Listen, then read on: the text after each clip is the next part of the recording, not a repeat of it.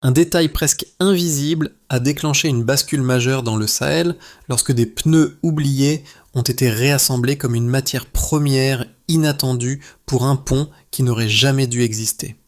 En 3 mois seulement, l'ouvrage né de ces rebuts a défié les prévisions techniques et médiatiques, révélant un écart saisissant entre ce que l'on pensait possible et ce que Ibrahim Traoré a réellement imposé au réel. Comment un pays longtemps sous-estimé a-t-il pu inverser le pronostic et transformer une limite brute en levier stratégique? Et si ce pont annonçait une nouvelle grammaire de souveraineté pour l'Afrique? Ce récit promet de révéler non seulement comment un simple pont a émergé d'un désert de contraintes, mais surtout pourquoi cette construction improvisée est devenue un test décisif pour la souveraineté locale. L'enjeu central tient en 10 mots. Montrer qu'un pays pauvre peut bâtir sans dépendance extérieure. Si ce pari réussissait, il redéfinissait les règles du développement africain en prouvant qu'une infrastructure née de pneus usagés pouvait rivaliser avec des modèles coûteux importés de l'étranger. Mais si l'expérience échouait, le revers serait cuisant. Une humiliation publique, un argument offert à ceux qui affirmaient qu'aucune alternative locale n'était viable, et la confirmation d'un cycle de dépendance que le pays tentait justement de briser. Dans cette partie, le texte aborde un nouveau thème, car derrière chaque pneu fondu, chaque dalle modulée et chaque heure de travail se jouait une bataille silencieuse, celle d'un peuple décidé à se prouver qu'il pouvait transformer ses propres limites en ressources. Ce pont n'était pas seulement un ouvrage, c'était un défi existentiel lancé à l'avenir du pays. La première surprise est venue d'un chiffre que personne n'avait anticipé. 3 mois ont suffi pour transformer des pneus abandonnés en un pont capable de supporter des charges lourdes. La seconde révélation a suivi aussitôt. Cette prouesse, loin d'être anecdotique, exposait une faille dans les certitudes techniques que l'on brandissait depuis des décennies contre toute alternative locale. C'est dans ce double renversement que l'on comprend la portée du geste impulsé par Ibrahim Traoré, sur un territoire longtemps contraint par la rareté matérielle et le soupçon systématique. Le Burkina Faso, privé d'industries lourdes et coupé de financements internationaux, affrontait depuis des années un cycle de dépendance presque institutionnalisé. Chaque saison de crue isolait villages et marchés. Chaque chantier d'infrastructure dépendait d'aides extérieures coûteuse, longue et souvent assortie de conditions politiques. Lorsque l'idée d'utiliser des pneus usagés a émergé, elle a d'abord circulé comme une hypothèse marginale, presque ridicule, un pont sans acier, sans machines importées, sans partenaires financiers habituels. Les ingénieurs doutaient, la presse ironisait, et les sceptiques voyaient dans cette tentative un risque trop visible pour un pays déjà fragile. Pourtant, la décision fut prise de renverser la logique. Au lieu d'attendre l'approbation des bailleurs ou l'arrivée de matériaux introuvables, le pays ferait un pari inverse, s'appuyer exclusivement sur ses ressources, sa main-d'œuvre et ses capacités de recyclage. Les premiers jours furent hésitants. La collecte des pneus exigeait une mobilisation collective et la fusion de ces matériaux supposait une expertise locale qui restait à construire. Mais peu à peu, l'expérience a pris forme. Étudiants formés en urgence, artisans mobilisés, soudeurs improvisant des solutions, équipes d'ingénieurs natives testant les premières dalles modulaires. Le chantier s'est métamorphosé en laboratoire social où chaque geste devenait une démonstration de ce qui était possible sans aide extérieure. Lorsque le pont a finalement émergé, soutenant le passage de camions lourds, il n'incarnait plus seulement une idée audacieuse. Il devenait un précédent, un modèle de rupture, un défi lancé à la perception même de la faisabilité en Afrique. C'est ce moment précis qui a refermé la première Curiosity Loop. Comment un pays sous-estimé a-t-il renversé une prédiction jugée impossible, en brisant la logique d'attente pour la remplacer par celle d'action? Au cœur du chantier, une figure discrète a servi de fil conducteur. Un ingénieur local, formé dans une école modeste du pays, devenu malgré lui la charnière entre l'intuition initiale et l'exécution concrète. Son rôle n'était pas celui d'un héros flamboyant, mais celui d'un repère méthodique capable de traduire une vision audacieuse en séquences de travail lisibles pour des équipes hétérogènes. C'est lui qui, le premier, a établi la cartographie des pneus récupérables, classant leur densité, leur usure, leur potentiel de fusion et leurs limites mécaniques. Autour de lui, une constellation de profils inattendus s'est greffée. Des artisans habitués aux réparations de fortune, des étudiants encore novices, des soudeurs qui n'avaient jamais travaillé sur un projet d'infrastructure. Ce noyau improvisé a fonctionné comme une chambre d'expérimentation où l'on testait, ajustait, rejetait et recommençait, parfois plusieurs fois par jour. Un premier cas significatif est venu d'un artisan d'un village voisin qui a remarqué que certaines gommes chauffées trop vite perdaient de la cohésion interne. Cette observation, insignifiante en apparence, a forcé l'équipe à repenser entièrement la courbe de fusion, évitant des dalles défaillantes qui auraient condamné l'ouvrage dès la phase initiale. Un second microcas, issu d'un groupe d'étudiants, a permis de standardiser un système de modules interchangeables, réduisant les variations imprévues et accélérant la progression du chantier. Ces moments, discrets mais décisifs, ont créé un effet d'entraînement. Plus les solutions venaient du terrain, plus la confiance collective augmentait et plus le projet gagnait en cohérence. À ce stade, une conclusion s'imposait. Une innovation locale n'avance pas par éclair isolé, mais par une somme de corrections patientes, partagées et alignées. Avant le lancement officiel du chantier, la situation semblait figée, routes coupées par les crues, villages isolés, commerce ralenti, infrastructures en attente éternelle d'un financement extérieur. Puis une bascule nette s'est produite lorsque Ibrahim Traoré a décidé d'activer l'idée encore balbutiante d'un pont construit à partir de pneus fondus, transformant un concept marginal en directive opérationnelle.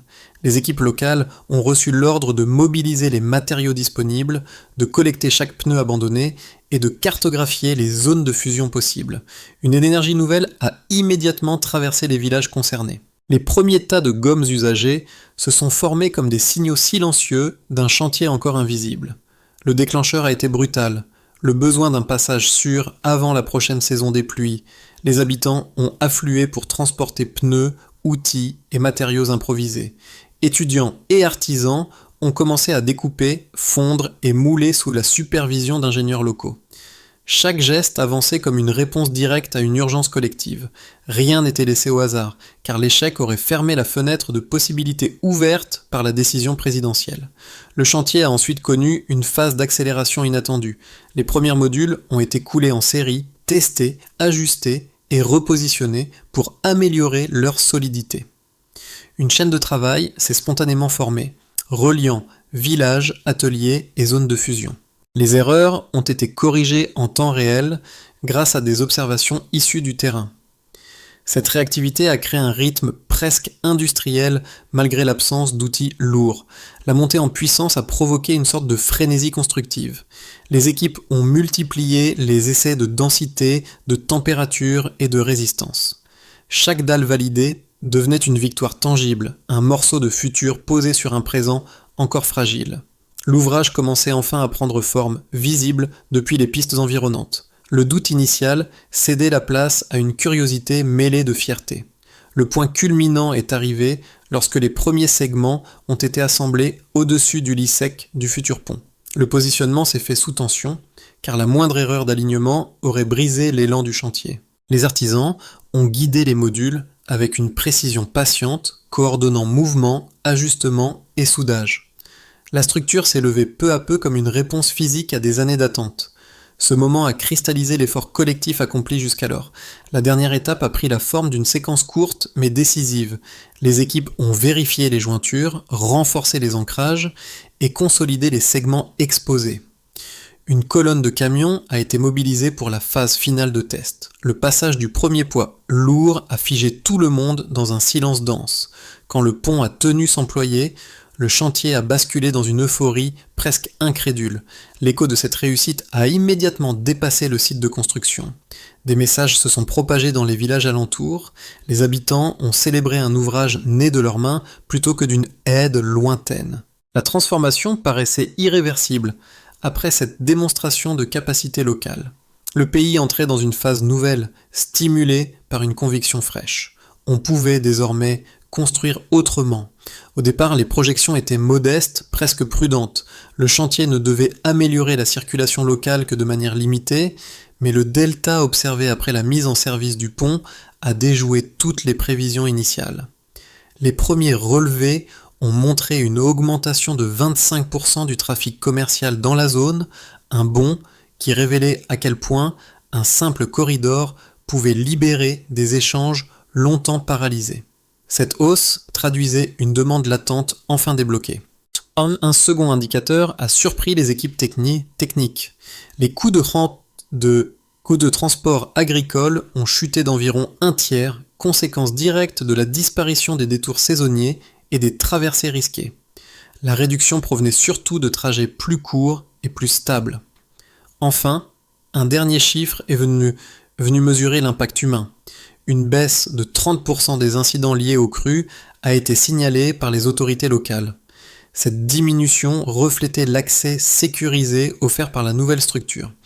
Ces 3 marqueurs ont servi de base à une analyse plus profonde, mobilisant ingénieurs, commerçants et comités villageois. Les données brutes, collectées sur plusieurs semaines, ont été croisées avec les flux habituels pour évaluer non seulement l'effet immédiat, mais aussi les tendances émergentes. L'un des premiers constats a été la régularité du trafic. Auparavant chaotique et dépendant des épisodes climatiques, il s'était stabilisé, indiquant que le pont ne constituait pas une amélioration ponctuelle, mais un changement structurel. Cette stabilisation a entraîné une meilleure planification des activités commerciales, permettant aux transporteurs d'établir des rotations plus prévisibles et aux agriculteurs de fixer leurs prix avec moins d'incertitude. L'impact économique s'est étendu bien au-delà de la zone directe d'influence. Les marchés périphériques ont rapporté une diversification notable des biens disponibles, signe que les routes secondaires, autrefois négligées, s'alimentaient désormais de manière plus fluide. Les ateliers de réparation, traditionnellement inactifs durant les crues, ont constaté une hausse d'activité grâce au maintien constant du trafic. Les commerçants ont souligné un phénomène nouveau, la continuité saisonnière, qui leur permettait d'éviter les ruptures d'approvisionnement. Sur le terrain social, les résultats se sont manifestés par des transformations plus diffuses, mais tout aussi mesurables. Les écoles, auparavant isolées plusieurs semaines par an, ont vu leur fréquentation s'améliorer, renforçant la stabilité du cursus pour des centaines d'enfants. Les centres de santé ont rapporté une arrivée plus régulière des patients, réduisant les risques liés aux retards de prise en charge. Dans certains villages, des initiatives spontanées ont émergé. Coopératives de transport, réseaux de commerçants, programmes de volontaires pour entretenir les abords du pont. Les ingénieurs chargés du suivi ont toutefois noté que l'effet quantitatif n'était qu'une partie du tableau. L'élévation de la confiance collective constituait un phénomène difficile à mesurer, mais omniprésent dans les entretiens menés. Chaque indicateur positif renforçait la légitimité du choix initial et encourageait les habitants à envisager d'autres projets utilisant des ressources locales. Ainsi, les chiffres ne servaient pas seulement à valider la réussite du pont, mais à démontrer la viabilité durable d'un modèle fondé sur l'autonomie et la réappropriation. À mesure que les données s'accumulaient, une conclusion claire a émergé. L'impact du pont dépassait largement les améliorations logistiques pour devenir un levier de transformation économique et sociale porté par une dynamique que personne n'avait anticipée à cette échelle. 2 grandes lignes d'argumentation se sont affrontées dès que le pont a attiré l'attention régionale. La première, portée par les partisans du développement endogène, voyait dans cette construction un précédent révolutionnaire, un modèle reproductible, peu coûteux, écologique et fondé sur les ressources locales. Selon eux, le pont en pneus fondus prouvait qu'un pays pouvait contourner les cycles d'endettement et se libérer des standards imposés par les bailleurs internationaux. Leur argument central reposait sur la capacité démontrée du chantier à créer des milliers d'emplois locaux, à former des ingénieurs et à densifier le tissu social autour d'un projet commun. Il soulignait aussi un point essentiel, l'efficacité économique. Le coût avait été inférieur de 70% à celui d'un pont classique, sans sacrifier la fonctionnalité ni la résistance aux charges lourdes. Dans cette perspective, le pont était bien plus qu'une réussite technique. Il devenait une preuve concrète que l'autonomie n'était pas un slogan, mais une méthode viable. Le second camp, composé d'économistes plus conservateurs et de spécialistes des infrastructures traditionnelles, avançait une objection structurée. Pour eux, la question n'était pas de savoir si le pont fonctionnait aujourd'hui, mais s'il tiendrait dans 5, 10 ou 15 ans. Ils mettaient en avant la difficulté à garantir la stabilité des matériaux recyclés face à des conditions climatiques extrêmes, aux variations thermiques ou à l'augmentation progressive du trafic. Certains experts s'inquiétaient d'un risque de surenthousiasme. Dupliquer un modèle jugé fragile pourrait mener à des échecs coûteux dans des régions où les ressources techniques pour entretenir ou remplacer les modules seraient limitées. Ils rappelaient que l'absence d'acier, d'études géotechniques approfondies ou de standards internationaux pouvait, à long terme, affaiblir la crédibilité du projet. La réponse informée à cette critique ne se trouve pourtant pas dans une confrontation idéologique, mais dans les données issues du terrain. Les relevés effectués après la mise en service du pont montraient une tenue solide face au passage de poids lourds, une réduction nette des incidents liés aux crues et une amélioration durable de la connectivité régionale.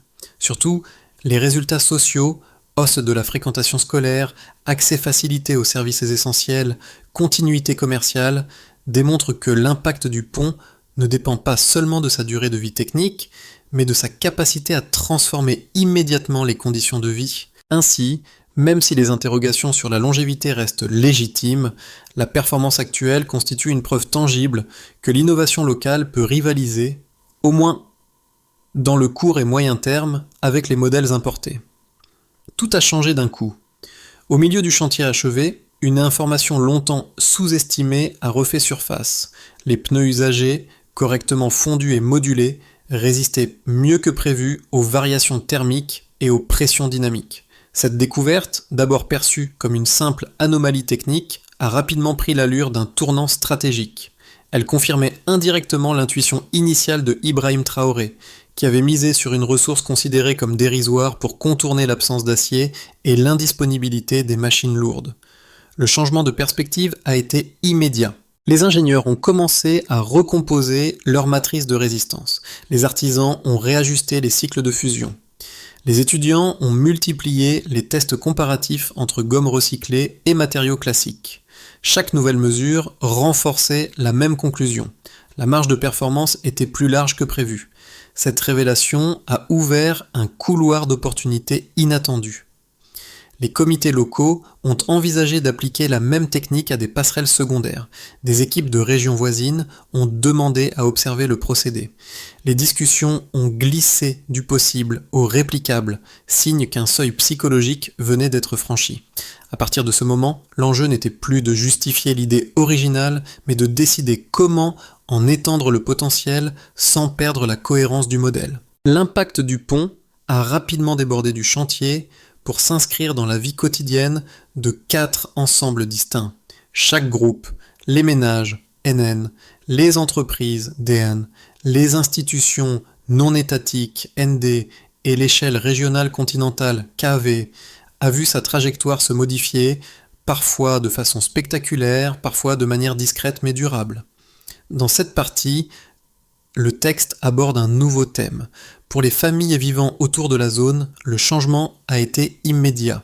Le taux d'incidents liés aux crues ayant diminué de 30%, les déplacements essentiels, écoles, santé, marché, sont devenus plus sûrs et plus réguliers.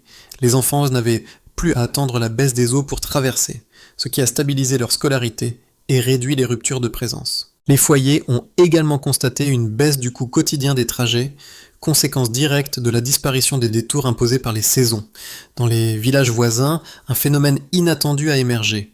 La création d'équipes volontaires pour entretenir les abords du pont, preuve que l'ouvrage était perçu comme un bien commun et non comme une infrastructure distante. Ce regain d'initiative a renforcé la cohésion locale et stimulé un sentiment de dignité retrouvée. Dans cette partie, le texte aborde un nouveau thème. Les commerçants ont été parmi les premiers à ressentir l'effet multiplicateur de la nouvelle structure. L'augmentation de 25% du trafic commercial a fluidifié les échanges régionaux et réduit les ruptures d'approvisionnement.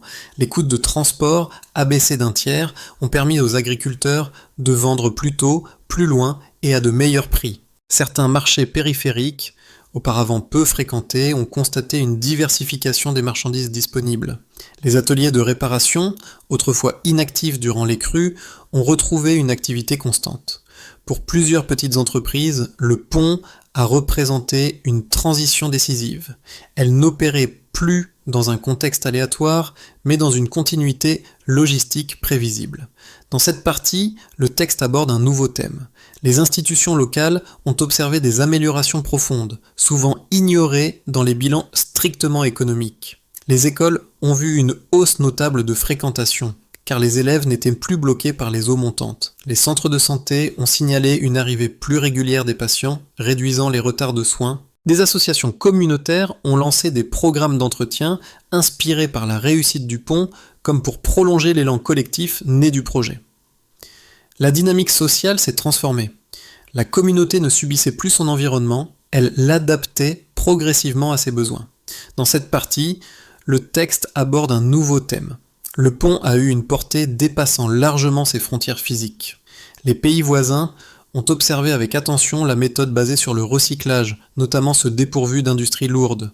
Des discussions ont émergé au sein de l'Union africaine concernant la possibilité d'expérimenter des infrastructures similaires dans des zones rurales difficiles d'accès. Plusieurs médias internationaux ont relayé l'initiative, soulignant la rupture symbolique incarnée par une construction née sans acier, sans capitaux extérieurs et sans dépendance structurelle. Dans cette nouvelle perception, le geste de Ibrahim Traoré devenait un marqueur politique autant qu'une prouesse technique. Le Burkina Faso passait du statut de pays sous-estimé à celui de référence potentielle pour une approche alternative du développement. Au croisement de ces 4 domaines, un constat s'impose. Le pont n'a pas simplement amélioré la mobilité. Il a reconfiguré l'expérience quotidienne, économique, sociale et régionale d'un pays entier, ouvrant des chemins qui n'existaient même pas dans les projections initiales. À l'issue des premiers mois d'exploitation du pont, 3 trajectoires distinctes se dessinent pour les 6 à 12 prochains mois. Elles ne se présentent pas comme des prophéties, mais comme des cadres plausibles permettant de comprendre comment l'élan initial pourrait s'étendre, se stabiliser ou se fragiliser selon les conditions. Dans cette partie, le texte aborde un nouveau thème. Dans cette voie, la réussite du pont entraîne une dynamique d'essaimage contrôlé. Les équipes techniques, galvanisées par les premiers résultats, structurent rapidement des modules reproductibles pour d'autres localités rurales. Les communes voisines adoptent des chantiers pilotes conçus pour tester des variantes, ponts plus courts, passerelles saisonnières, plateformes d'accès sécurisées. Les marchés régionaux profitent d'une fluidité accrue, consolidant les gains observés. Hausse des volumes commerciaux, diversification des produits et stabilisation des réseaux de transport. Cette expansion crée un cercle vertueux où les communautés renforcent leurs compétences, tandis que les collectivités locales ajustent méthodiquement leurs priorités d'investissement. Le succès devient un levier pour attirer des partenariats régionaux à petite échelle, centrés sur la formation et l'équipement léger. Dans cette partie, le texte aborde un nouveau thème. Ici, l'élan initial se maintient, mais avance par vagues prudentes. Les ressources disponibles limitent la multiplication rapide des projets, imposant des séquences plus longues d'ajustements techniques. Certaines régions demandent à observer la tenue du pont sur une année complète avant de lancer leurs propres expérimentations. Les collectivités hésitent, pesant l'équilibre entre innovation locale et standards classiques d'infrastructure. Le modèle continue à se déployer, mais par paliers. Quelques chantiers pilotes, une évaluation méthodique, des révisions successives des matrices de fusion. Cette progression graduelle garantit une rigueur accrue au prix d'une transformation moins spectaculaire mais plus contrôlée. Dans cette partie, le texte aborde un nouveau thème. Dans ce dernier cadre, des obstacles inattendus ralentissent l'évolution. Les conditions climatiques extrêmes pourraient fragiliser certaines dalles, exigeant des réparations plus fréquentes. Des tensions administratives pourraient apparaître autour de la normalisation du modèle. Des régions dépourvues de main-d'œuvre qualifiée auraient du mal à reproduire la méthode sans soutien technique constant. Un climat économique instable pourrait détourner les budgets vers d'autres urgences. Le modèle ne disparaît pas, mais sa multiplication se retrouve freinée par l'accumulation de contraintes. Dans cette partie, le texte aborde un nouveau thème. Quel que soit le scénario, une même approche reste indispensable. Penser en termes de résilience systémique plutôt qu'en performance isolée. Autrement dit, considérer non seulement l'ouvrage lui-même, mais l'écosystème qui permet sa construction, son entretien et sa réinvention continue. Communauté, compétences, matériaux, logistique et gouvernance locale. Au-delà des chiffres, des scénarios et des débats techniques, l'expérience du pont touche 3 cercles essentiels qui parlent directement à chacun. Le quotidien des individus, la capacité d'action des communautés et l'imaginaire collectif face à la notion d'autonomie. Dans cette partie, le texte aborde un nouveau thème. Pour les habitants proches du site, le pont a modifié des gestes simples. Partir tôt le matin, sans scruter la montée des eaux, rejoindre un marché sans prévoir un détour épuisant, amener un enfant à l'école sans redouter que la piste soit coupée. Ces transformations minuscules, mais répétées chaque jour, ont une puissance discrète. Elles redonnent du contrôle. Elles rappellent que l'infrastructure n'est pas un concept lointain, mais un fil conducteur qui relie les individus à leurs opportunités. Dans cette partie, le texte aborde un nouveau thème. Pour les artisans, étudiants, transporteurs et comités locaux, le pont n'est plus un symbole. C'est une preuve. Une preuve qu'un chantier peut naître de matériaux modestes, de mains locales et d'une coordination progressive. Cette réalisation développe une compétence précieuse, la confiance opérationnelle. Savoir qu'une idée, même improbable, peut se traduire en ouvrage fonctionnel, change la manière dont une communauté se projette dans ses futurs projets. Dans cette partie, le texte aborde un nouveau thème. Pour les villages voisins, les régions limitrophes ou même les curieux au-delà des frontières, le pont joue un autre rôle, celui d'un miroir. Il interroge les habitudes héritées, l'inertie des systèmes d'aide, la tendance à attendre des solutions venues d'ailleurs. Il montre que la sobriété peut devenir une force lorsqu'elle est pensée comme un cadre créatif plutôt que comme une marque de manque. Dans cette partie, le texte aborde un nouveau thème. 2 pistes s'offrent à ceux qui contemplent cette histoire. Se demander quelles ressources locales, souvent négligées, pourraient devenir des leviers d'action immédiats, repérer dans leur propre environnement les espaces où une mobilisation collective pourrait produire un impact réel, même modeste. Pour qu'un modèle fondé sur les matériaux locaux puisse s'étendre sans perdre son sens, une feuille de route claire s'impose. Elle ne cherche pas à reproduire mécaniquement le pont initial, mais à traduire son esprit en une méthode concrète, mesurable et adaptable, telle que l'avait envisagé Ibrahim Traoré en misant sur les compétences internes. Dans cette partie, le texte aborde un nouveau thème. Elle dresse un inventaire des matériaux disponibles, pneus, gommes, rebuts utiles, et évalue leur potentiel de transformation. Cette étape doit s'effectuer dans les 2 premiers mois avec un tableau comparatif simple pour mesurer volume, qualité et faisabilité. Dans cette partie, le texte aborde un nouveau thème. Ils organisent des sessions accélérées pour standardiser la fusion, la découpe et la modularité des dalles. La formation dure 4 à 6 semaines et se mesure par un test pratique. Produire un module conforme aux normes prévues. Dans cette partie, le texte aborde un nouveau thème. Il sélectionne d'un premier site à faible risque, passerelle, tronçon court, pour valider le procédé avant un déploiement élargi. Le chantier doit durer moins de 3 mois et sa réussite se vérifie par un stress test contrôlé, chargé, chaleur, humidité. Dans cette partie, le texte aborde un nouveau thème. Il observe la tenue de l'ouvrage pendant 6 mois, flux, réparation, retour des habitants. La progression s'appuie sur 3 indicateurs, continuité du trafic, coût d'entretien, adoption communautaire. Si ces seuils sont atteints, le modèle peut être étendu vers 2 ou 3 localités supplémentaires sans multiplier les risques. Au total, cette feuille de route mise sur un principe simple, transformer l'expérience initiale en méthode reproductible sans jamais dissocier l'infrastructure de la communauté qui la porte. Lorsque le pont a été achevé, beaucoup ont vu dans sa silhouette une simple structure posée au-dessus de l'eau.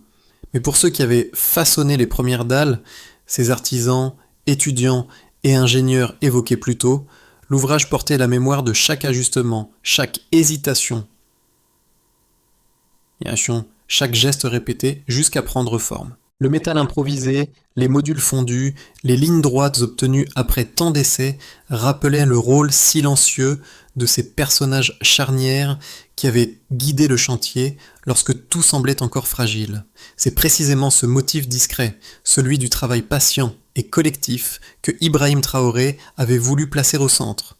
Non pas une prouesse monumentale, mais une démonstration que la dignité peut commencer par un acte technique maîtrisé. Le pont, traversé aujourd'hui par des camions, des familles, des élèves et des commerçants, n'est plus seulement le résultat d'une idée audacieuse. Il est devenu une sorte d'héritage immédiat, un rappel tangible que la transformation d'un pays peut naître d'un matériau simple et d'une volonté partagée. Dans les villages, certains continuent de toucher la rambarde comme pour vérifier que l'infrastructure existe réellement, qu'elle ne disparaîtra pas une fois la saison passée. Une conviction ordinaire peut devenir une force collective. Et c'est peut-être cette simplicité, ce lien entre un geste local et un horizon plus vaste, qui fera perdurer l'histoire du pont au-delà de ceux qui l'ont construit. Le pont né de pneus fondus n'est plus seulement un ouvrage isolé, il est devenu un symbole de ce que des communautés peuvent accomplir lorsqu'elles décident de regarder leurs ressources autrement. À travers lui, un message simple circule. La transformation n'a pas toujours besoin de capitaux massifs, ni de technologies lointaines pour commencer. Elle naît souvent dans la capacité collective à réinventer l'usage de ce qui semblait inutile. Cette histoire se rappelle à elle aussi quelque chose d'essentiel. L'autonomie n'est pas un isolement, mais une manière de reprendre prise sur son environnement, de choisir son propre rythme, de bâtir à partir de ce qui est déjà là. Chaque personne, chaque quartier, chaque village possède un levier semblable, une matière négligée, un savoir-faire oublié, une énergie latente qui ne demande qu'à se structurer. Et lorsqu'une communauté s'empare de ce potentiel, même un petit geste peut devenir un point de bascule. Si ce récit vous inspire, peut-être est-il temps d'observer votre propre espace, vos pratiques, vos habitudes. Quelles ressources dormantes, quels gestes collectifs ou quelle idée simple pourrait, à votre échelle, ouvrir un chemin nouveau vers l'autonomie durable.